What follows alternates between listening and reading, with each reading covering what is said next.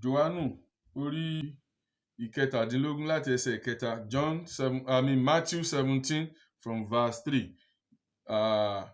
Matthew orí kẹtàdínlógún láti ẹsẹ̀ ìkẹta, sì wò, Mósè àti Elijah sì yọ sí wọn, wọ́n sì ń bá a sọ̀rọ̀. Pétérù sì dáhùn, ó sì wí fún Jésù pé, Olúwa, ó dára fún wa láti máa gbé ìhín yìí. Bí ìwọ bá fẹ́, àwa ó pàgọ́ mẹ́ta nísinsìnyí, ọ̀kan fún ọ, àti ọ̀kan fún Mósè, àti ọ̀kan fún Elijah.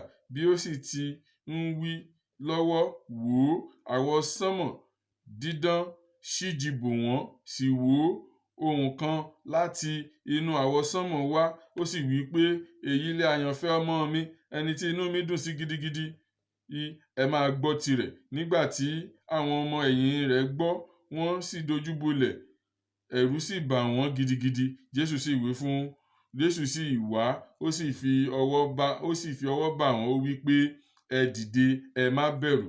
Nígbà tí wọ́n sì gbé ojú wọn sókè, wọn kò rí ẹnìkan bí kò ṣe Jésù nìkan. Bí wọ́n sì ti òkè sọ̀kalẹ̀, Jésù kìlọ̀ fún wọn pé, ẹ má ṣe sọ ọ̀rọ̀ ìran náà fún ẹnìkan títí ọmọ ènìyàn yóò fi tún jíǹde kúrò nínú òkú.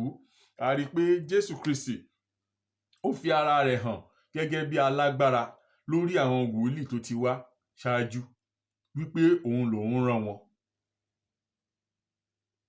Ó fi agbára rẹ̀, torí pé àwọn tí ọmọ Ísírẹ́lì tí wọ́n ní ìgbàgbọ́ nínú wọn jù nìyí, àwọn wòlíì méjì yìí, Mósè àti Elijah. Nítorí pé àwọn méjèèjì yìí wọ́n ṣiṣẹ́ pẹ̀lú àwọn ọmọ Ísírẹ́lì ní ilẹ̀ wọn ni, kì í ṣe pé bóyá ìgbà tí wọ́n wà ní ìgbèkùn. Dáníẹ́lì ìgbà tó wà ní ìgbèkùn ni. Wòlíì Àìsáyà nígbà tó wà ní ìgbèkùn ni.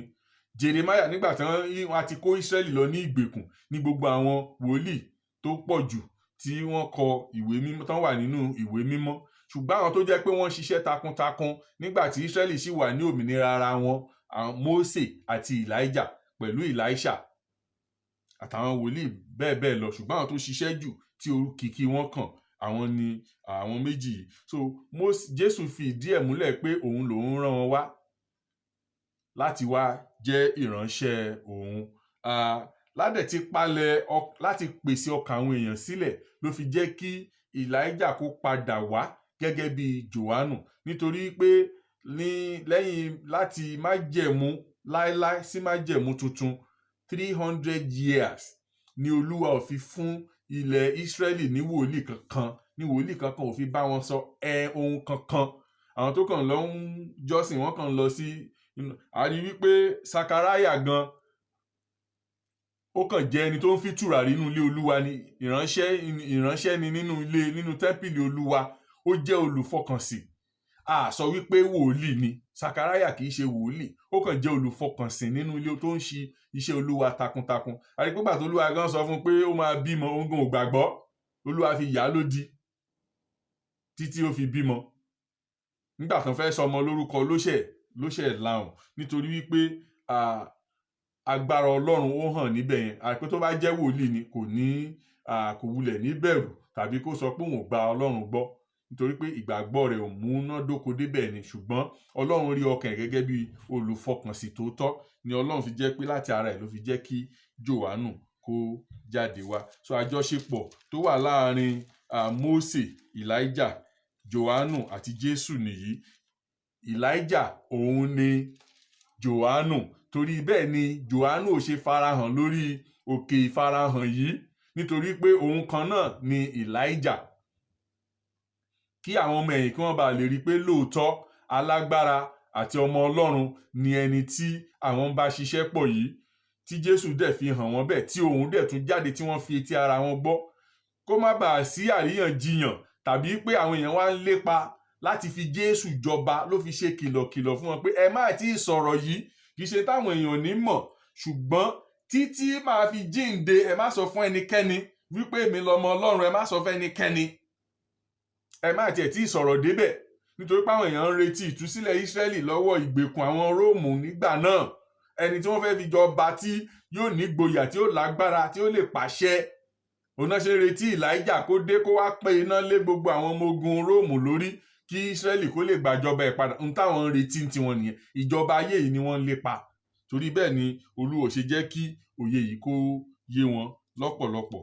Ẹ jẹ́ ká tún wo inú ìwé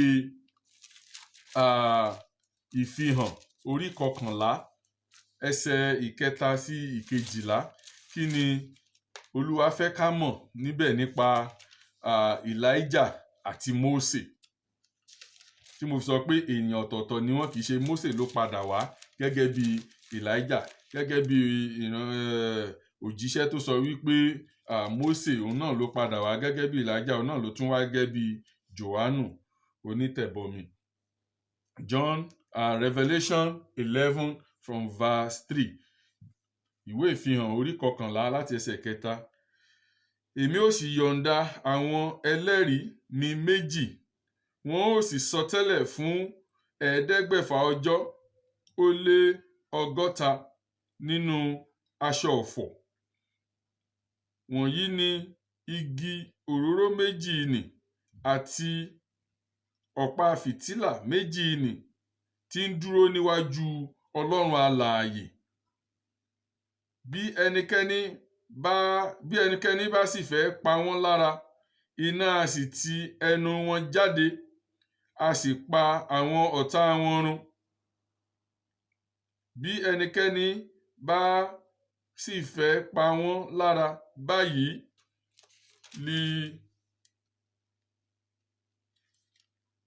ni ó yẹ kí a pa á. Àwọn wọ̀nyí ni ó ní agbára láti sé ọ̀run tí òjò kò fi rọ̀ ní ọjọ́ àsọtẹ́lẹ̀ wọn. Wọ́n sì ní agbára lórí omi láti sọ wọ́n di ẹ̀jẹ̀ àti láti fi onírúurú àjàkálẹ̀ àrùn kọlu ayé nígbàkúgbà tí wọ́n bá fẹ́. Ìtumọ̀ tí Olúwa fi hàn nínú ìfihàn yìí ni wípé ó fi jẹ́rìí ẹ̀ nípa Mósè, iṣẹ́ Mósè àti Elijah, bí wọ́n ṣe jẹ́ ìránṣẹ́ Jésù Kristi, àti agbára tí wọ́n ń lò, wípé òun Olúwa ló fún wọn kí wọ́n sì lò ó nígbàkigbà tí ó bá wù wọ́n. Ẹ wò gbà tí Mósè tó sọ omi di ẹ̀jẹ̀ ní ilẹ̀ Egypt, Olúwa ló fún lágbára yẹn. Ìgbà tí Elijah náà sọ wípé òjò kò ní rọ̀ fún ọdún 3 àti oṣù 6 tó dá òjò dúró, Ọlọ́run ló fún ní agbára yìí bákan náà. Mósè ó dá oòrùn dúró nígbà tí àwọn ọmọ Ísírẹ́lì tí wọ́n ń bá àwọn ọ̀tá wọn jagun fún odidi wákàtí 12 ló fi dá oòrùn dúró kí oòrùn kó wà lójú kan, kí ayé kó má yípo oòrùn. A rí i pé Olúwa jẹ́wọ́ agbára rẹ̀ àti àwọn tí ó gbé agbára yìí fún nínú ìwé mímọ́. Ẹsẹ̀ 8 ìwé ìfihàn orí 11 yẹn náà tún wá wípé òkú wọn yóò sì wà ní ìgboro ìlú nì, àti pé ní Sódómù àti Íjíbítì ńlá ti ẹ̀mí. Ó ní ìlú ńlá nì tí à ń pè ní Sódómù àti Íjíbítì nípa ti ẹ̀mí. Ẹ máa gbọ́ o, níbi tí a gbé kan Olúwa wa mọ́. Ọlọ́run rí fáà sí Ísírẹ́lì níbí yìí gẹ́gẹ́ bí Sódómù tó máa ń hùwà panṣágà àti àgbèrè nípa ti ẹ̀mí, nípa pé wọ́n lọ yan òrìṣà míì lẹ́yìn Ọlọ́run, àti nípa ti Íjíbítì, nípa ìbọ̀rìṣà àwọn ará Íjíbítì. Òun ló ṣe àpèjúwe irú iṣẹ́ tí àwọn wòlíì méjèèjì wá ṣe níbẹ̀ gẹ́gẹ́ bí ìránṣẹ́ Ọlọ́run. Wá níbi tí a gbé kan Olúwa wa mọ́ àgbélébùú. Eléyìí sọ fún wa nípa Mósè àti Elijah níbí yìí, agbára tí Ọlọ́run fi fún wọn àti iṣẹ́ tí wọ́n ṣe kó tó ti pé Jésù Olúwa wa wá.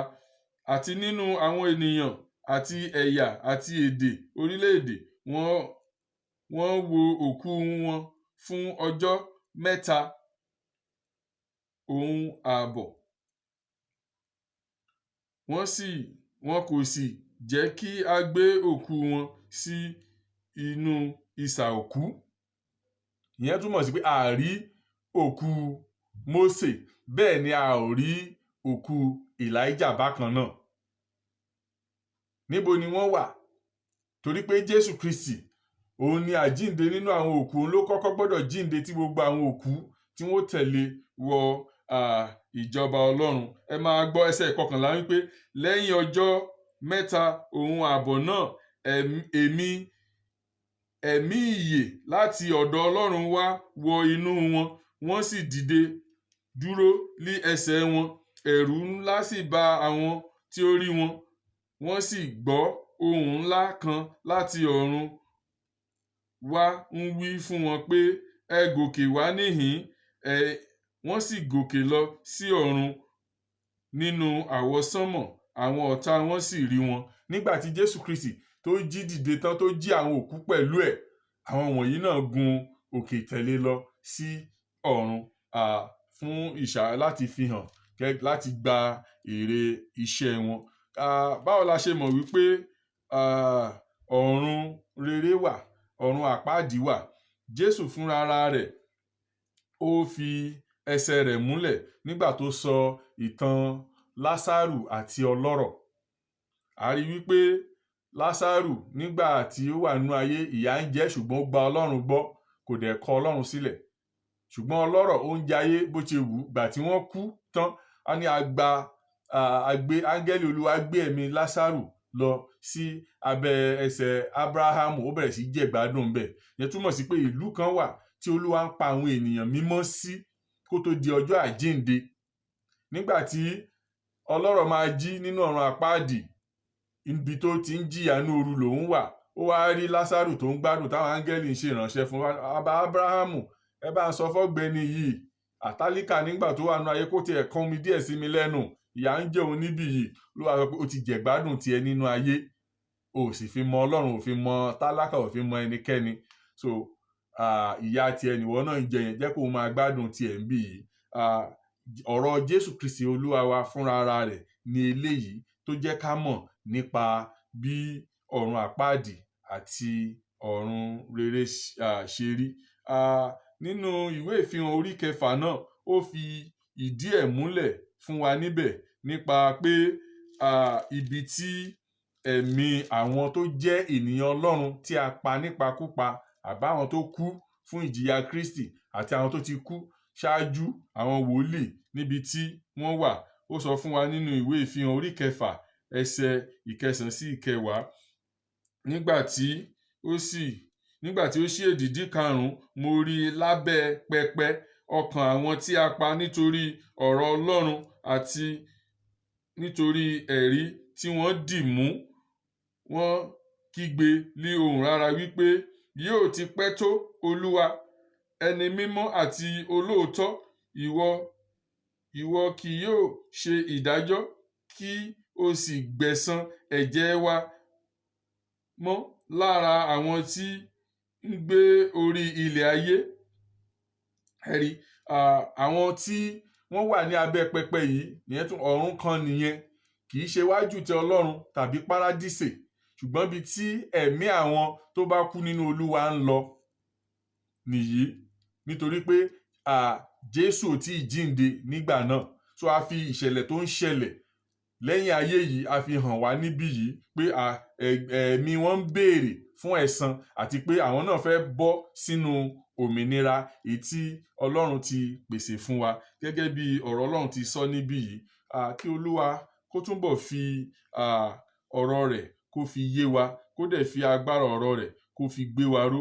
Nítorí pé Ọlọ́run tí à ń sìn yìí kì í gbé ibi rúdurùdu, kì í dẹ̀ ṣe Ọlọ́run tó ń fi dúdú bọ funfun nínú.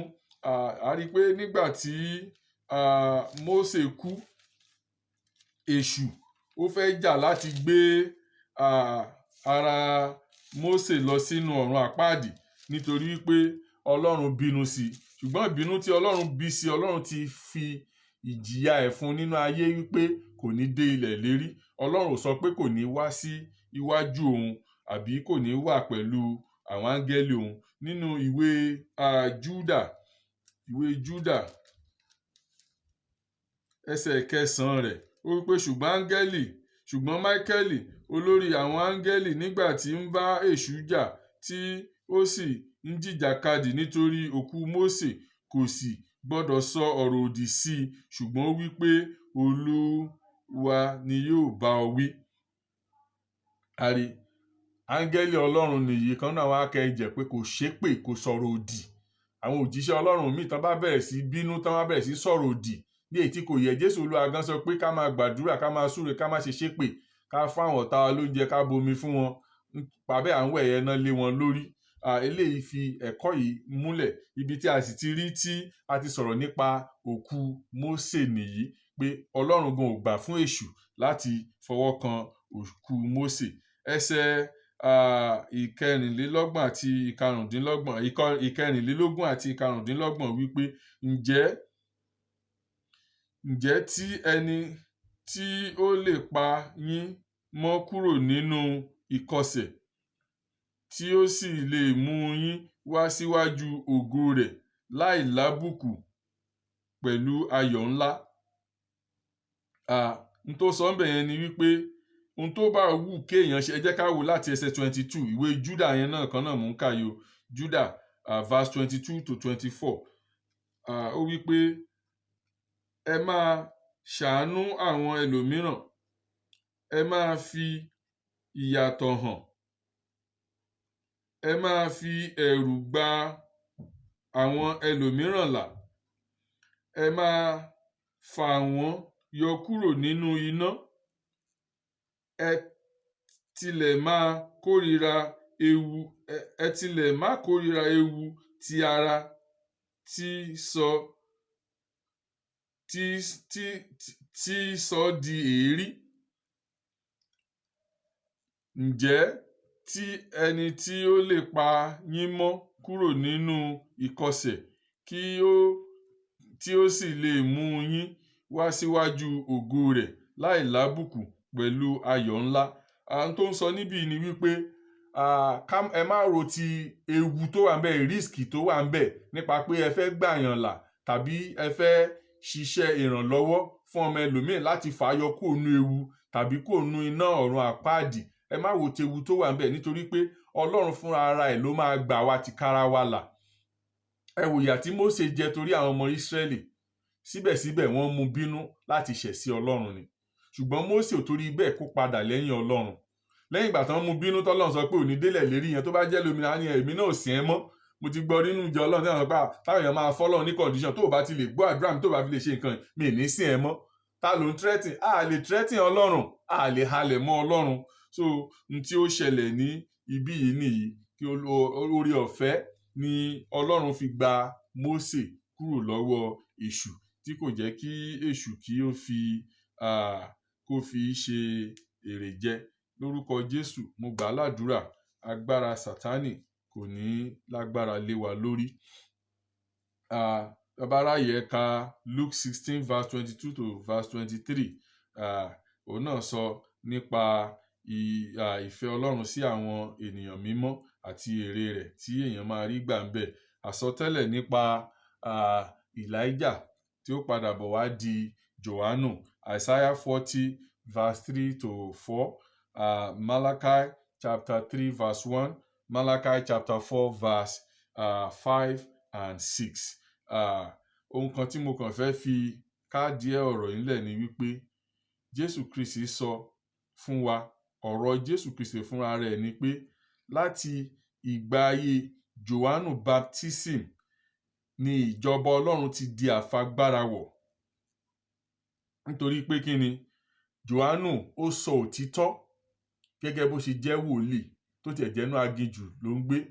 Ó mọ ohun tí ọba Hẹ́rọ́dù ṣe, nípa òtítọ́ ìladẹ̀ gé lórí sí, kò bẹ̀rù nítorí ikú, ó sọ òtítọ́. Kì í ṣe wípé Jésù ò lè gbà á, gẹ́gẹ́ bí ọ̀rọ̀ tí bàbá tó sọ pé ta ni wòlíì tó sọ nínú fídíò wọn, wípé Jésù ò gbà á nítorí pé inú aginjù la dá sí, kí ló lọ yọjú sí tó ń ṣẹlẹ̀ nígboro. Irọ́ o, kò síbi tí ọlọ́run lè ṣàìrán òjíṣẹ́ ọlọ́run lọ láti lọ sọ òtítọ́ ọ̀rọ̀. So kólúwa kó ràn wá lọ́wọ́, agbára ọ̀rọ̀ ọlọ́run kólúwa kó fi gbé wa ró. Ìwọ̀nba ẹ̀kọ́ tí èmi lè fìdí ẹ̀ múlẹ̀ nínú àwọn ohun tí mo rí nínú ọ̀rọ̀ tí alàgbà yìí sọ lórí ta ni wòlíì nìyí.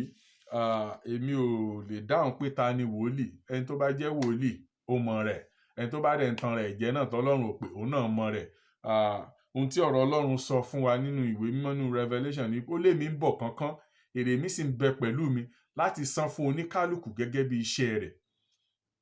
Èmi believe wípé ẹni tó bá ti jẹ́wọ́ Jésù Kristi lolúwa àti olùgbàlà ó ti di ìránṣẹ́ ọlọ́run, nítorí pé gbogbo wa lolúwa rán wípé ká lọ sínú ayé, pé ká lọ kéde ìwàásù. Ó ní ìwọ tó àti gbàlà, ẹ dìde fún ìgbàlà ẹlòmíràn. O lè jẹ́ wòlíì ara ẹ, òdìgbà tó bá tó kúnlẹ̀ síwájú ẹnìkan. Mo máa ń sọ, torí àtijẹ àtimu làwọn wòlíì ọlọ́run ọ̀pọ̀lọpọ̀ ẹlòmíì ò fẹ́ fi máa sòótọ́ ọ̀rọ̀ tó wà nínú ọ̀rọ̀ ọlọ́run. Ọlọ́run ń lo àwọn wòlíì, ó láwọn wòlíì tó ń lò tó ń rán wọn. Ṣùgbọ́n tí ọlọ́run bá rán wòlíì sí ẹ, ìwọ gan wàá mọ̀ pé ọlọ́run rán sí ẹ. Kò ṣẹ̀ nídìí àti wádìí àbí kó mọ irú ẹ̀dá tó jẹ́. Ṣùgbọ́n torí pé àwọn èèyàn nígbàgbọ́ ni ọ̀pọ̀lọpọ̀ fi ń kúnlẹ̀ sí abẹ́ àwọn tó lọ́run gan ò pè, nítorí pé wọ́n ṣàfẹ́ gbọ́ vision. Nǹkan ẹlòmíì ìbáwí lásán, ẹlòmíì ìwà ẹ̀ ló kàn yẹ kó yí padà, tí ọlọ́run á dẹ̀ ṣe gbogbo àtúnṣe tó yẹ nínú ayé ẹ̀. Ṣùgbọ́n tó bá ti tọ̀ àwọn wòlíì èké lọ, tán bá ti sọ̀rọ̀ òdì sínú ayé, á bẹ̀rẹ̀ sí bá yí, á máa lọ láti ibìkan sí ibìkan, á lọ́lọ́run ò gbàdúrà. Ọlọ́run ń gbàdúrà o, ọlọ́run dẹ̀ ń ṣe ìyanu. Ṣùgbọ́n ẹ má jẹ́ ká gba ẹ̀kọ́ ọ̀rọ̀ òdì láyè, tàbí torí àsọdùn tàbí àwíjàre ká wá fi kún ọ̀rọ̀ ọlọ́run tàbí ká yọ kúrò níbẹ̀. Mósè kọ́ ni Èlíjà o. Mósè ò padà wá gẹ́gẹ́ bí Èlíjà. Èlíjà ló padà wá gẹ́gẹ́ bí Jòhánù baptism. Jòhánù ò dẹ̀ kọjá ààyè ẹ̀ láti lọ sọ fọ́ba Hẹ́rọ́dù pé ó ṣe gba ìyàwó arákùnrin rẹ̀ nítorí pé ó jẹ́ ọba. Bákan náà, Èlíjà ò ṣe àdúrà gbà nígbà tó gbàdúrà pé kí iná kó ti ọ̀run sọ̀kalẹ̀ kó jó ẹbọ run. Kò ṣe àdúrà gbà ń bẹ̀ o. Bẹ́ẹ̀ kò ṣe pé ó mọ̀ọ́mọ̀ ta ẹ̀jẹ̀ àwọn èèyàn sílẹ̀. Ó fẹ́ mú òrìṣà ìbọ̀rìṣà tí ọlọ́run ò lọ́wọ́ sí kúrò ní ilẹ̀ Ísírẹ́lì ni. Olúwa ràn wá lọ́wọ́. So gẹ́gẹ́ bí oore ọ̀fẹ́ tí ọlọ́run fi fún mi ni mo cha àwọn ọ̀rọ̀ ọlọ́run ìjọ láti fi ìdí ọ̀rọ̀ ọlọ́run múlẹ̀. Kólúwa kó ṣe àṣepé àti àṣekágbá nínú ayé wa, kó má sì gba èṣù láàyè láti fi wá ṣèrè jẹ. Mo gbàdúrà fún gbogbo ẹ̀yin tí ẹ wò fídíò, tí ẹ wò ọ̀rọ̀ yìí, wípé ẹ̀mí ọ̀rọ̀ ọlọ́run yóò máa gbénu yín, èṣù kò ní tàn yín jẹ o. Mi ò fi ọ̀rọ̀ yìí bá pe ẹnikẹ́ni ní ìjà tàbí láti tàbùkù ẹnikẹ́ni, bí kò ṣe láti fi òtítọ́ ọ̀rọ̀ ọlọ́run múlẹ̀. Ọlọ́run sọ pé ìwọ ó mọ òtítọ́, òtítọ́ yóò sì sọ ọ́ di òmìnira. Mo gbàdúrà wípé Olúwa yóò sọ gbogbo wa di òmìnira. Sátánì ò ní fi wá ṣèrè jẹ. Jésù Olúwa wa. Àmín. Thank you all. You can share this video if you like it. God bless you.